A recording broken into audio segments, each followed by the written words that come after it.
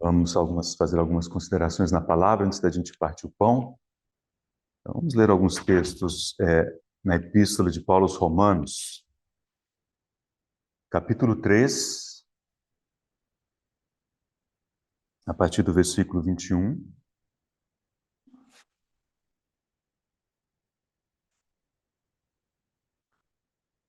Mas agora, sem lei, observe essa palavra, sem lei, se manifestou a justiça de Deus, testemunhada pela lei e pelos profetas. Nós vamos continuar a leitura daqui a pouquinho. Mas observe o seguinte: normalmente os homens, se perguntar para alguém na rua, vai achar o seguinte, que tem que cumprir algum tipo de lei, algum tipo de ordenança para ele ter justiça, para ele ser justificado diante de Deus, para ele ter alguma credencial para mostrar a Deus. Assim pensa o homem natural. Esse texto diz que é completamente o contrário. Primeiro, a justiça não é nossa, é de Deus. E segundo, não é de lei. Sem lei. É assim que se manifesta a justiça de Deus. Mas como é que um Deus santo, perfeito, pode justificar gente como nós? Será que isso não equivale a varrer o pecado para debaixo do tapete e fazer de conta que nada aconteceu? Nós fazemos assim, Deus não pode fazer assim. Se Deus fizesse assim, o universo entraria em colapso.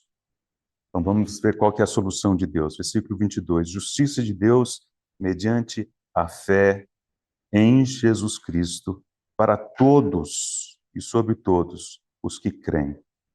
Porque não há distinção, pois todos pecaram e carecem da glória de Deus. É uma declaração extremamente importante. Todos pecaram e carecem da glória de Deus. Ninguém pode bater no peito e dizer, isto não é para mim.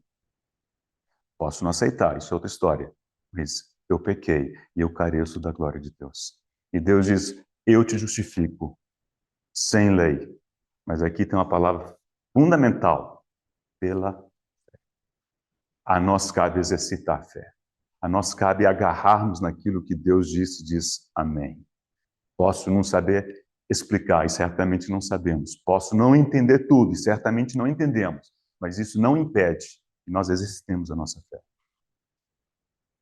Versículo 24, sendo justificados gratuitamente por sua graça, mediante a redenção que há em Cristo Jesus, a quem Deus propôs no seu sangue. Então aqui tem a primeira palavra que eu quero chamar a atenção hoje de manhã, o sangue. Porque essa mesa nos lembra desse elemento, o sangue. No seu sangue como propiciação, mediante a fé, para manifestar a sua justiça. É assim que Deus manifesta a sua justiça. Sem lei, mas com sangue. Por ter Deus, na sua tolerância, deixado impunes os pecados anteriormente cometidos, tendo em vista a manifestação da sua justiça no tempo presente. Então, é como se dissesse, ao longo da história da humanidade, desde Adão, cada pecado deveria ser julgado na hora. E aí não tem outro jeito, né? Porque o salário do pecado é a morte. Mas Deus, na sua tolerância, é como se dissesse, segura aí. Segura aí, porque vem um dia em que eu vou poder manifestar minha justiça de forma plena. E esse é o tempo presente que é mencionado aqui, versículo 26. Que é quando o Senhor morreu por nós, né? Todos os pecados do passado, do presente e do futuro foram colocados sobre ele. E nele receberam todo o castigo de Deus. Por isso que Deus continua sendo justo, perfeito, santo. E em Cristo ele pode justificar pessoas como você e como eu. Mas aqui eu quero mencionar o seguinte, tem uma frase importante aqui. Ele fala dos pecados anteriormente cometidos. São pecados cometidos. Esse é um aspecto importante, né? E o livro de Romanos trata dessas coisas, dos pecados cometidos, com maior ênfase até o capítulo 5. Então, vamos dizer assim, até o capítulo 5, o que está em foco? Os pecados cometidos, né? as coisas que a gente faz desagradam a Deus, porque vai contra a santidade de Deus. E a palavra de Deus diz o seguinte: para esses daí só tem uma solução: o sangue. O sangue é a propiciação.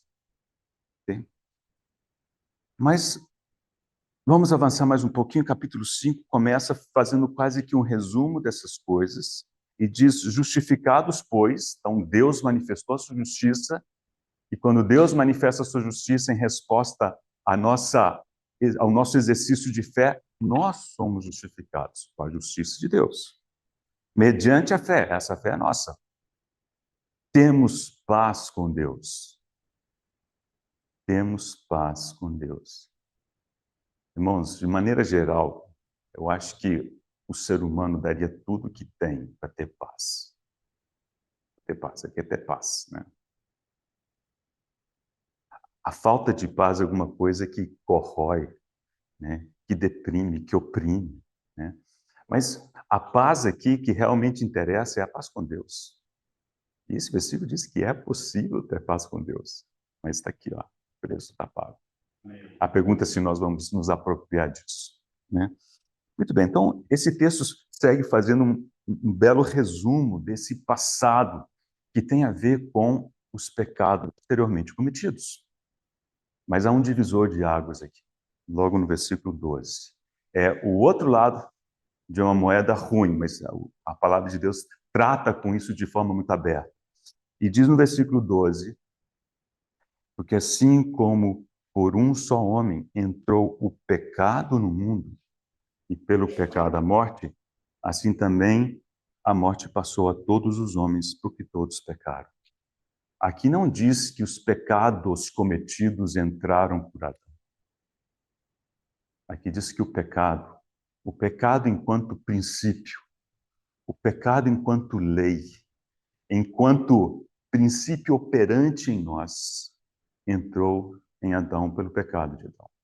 E os pecados anteriormente cometidos, os que cometemos, são consequência da ação desse princípio.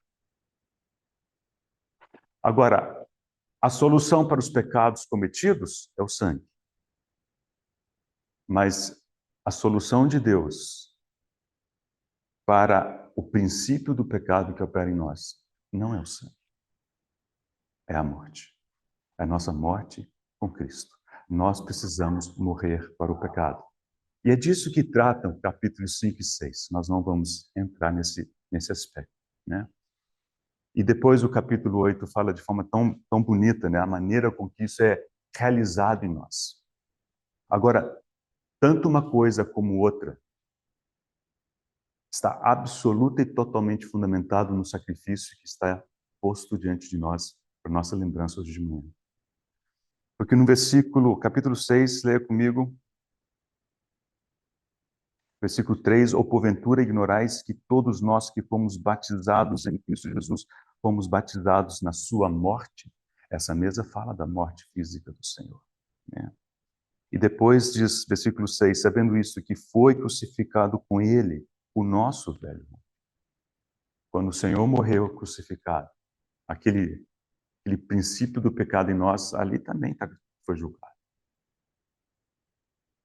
Fiquei pensando numa ilustração que talvez pudesse ajudar. Toda ilustração é falha, mas eu acho que os irmãos com esse preâmbulo pode ajudar a entender um pouco que desses princípios estão, digamos, manifestos na mesa do Senhor. Imagina um motorista ruim, roda dura, como a gente diz, né?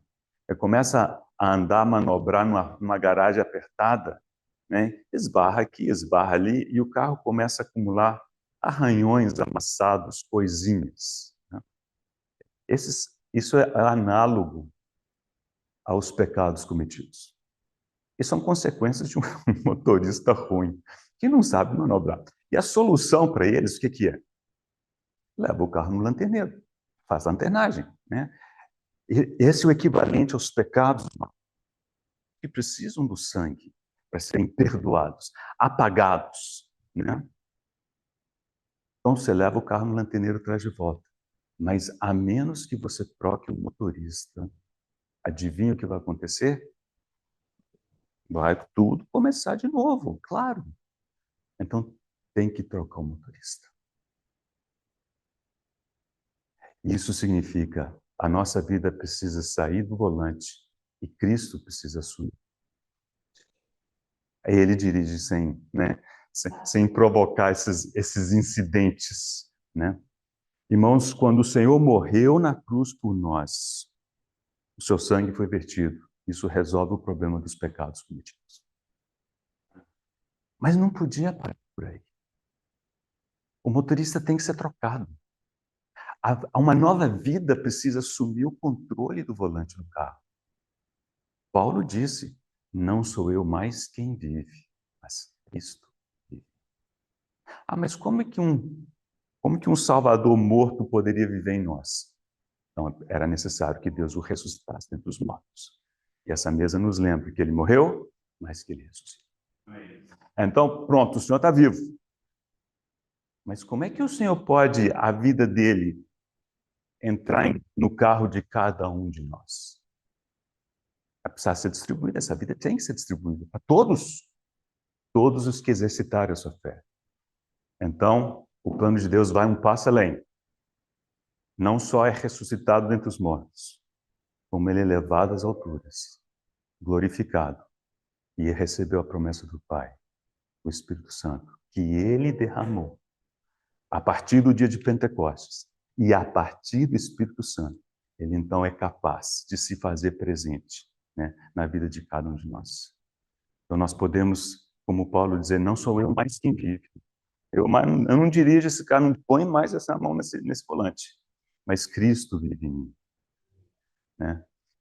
E para não achar que isso é uma coisa fácil, temos no capítulo 7 a experiência de Paulo, dizendo, olha, é luta, e a luta é diária, né? Eu não quero pôr a mão no volante, mas acabo apertando o pedal, acabo puxando o freio de mão, acabo fazendo bobagem, né? Mas o Senhor é cheio de graça. O capítulo 8 nos diz, então, como é que se dá esse mecanismo de troca de vida, e é pelo Espírito Santo.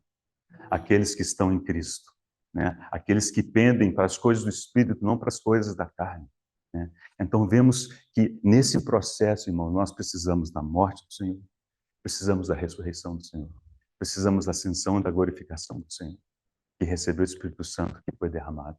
E tudo isso é consequência da obra realizada na cruz do Calvário. Essa obra que nós fazemos memória nesta manhã com grande alegria e gratidão ao Senhor. Tudo é a graça de Deus. Tudo é a graça de Deus. Tenta fazer qualquer uma dessas coisas, e a única coisa que você vai fazer é amassar o carro. E cada vez pior. Aí você fala assim, deixa que eu acerto. Em vez de martelinho de ouro, você usa uma marreta, o carro fica pior do que estava. É só Deus. Mas graças ao Senhor, a obra está concluída. Quando o Senhor morreu, eu disse, está consumado. Então, cabe a nós nos apropriarmos disso pela fé. Então, o Senhor nos convida, todos aqueles que creram, que exercitaram essa fé e que se apossaram dessa realidade, a participarmos com gratidão e com alegria desse momento. Então, pedir que dois irmãos graciosamente venham, né, partir o pão, distribuir os elementos, vamos participar com alegria. Amém?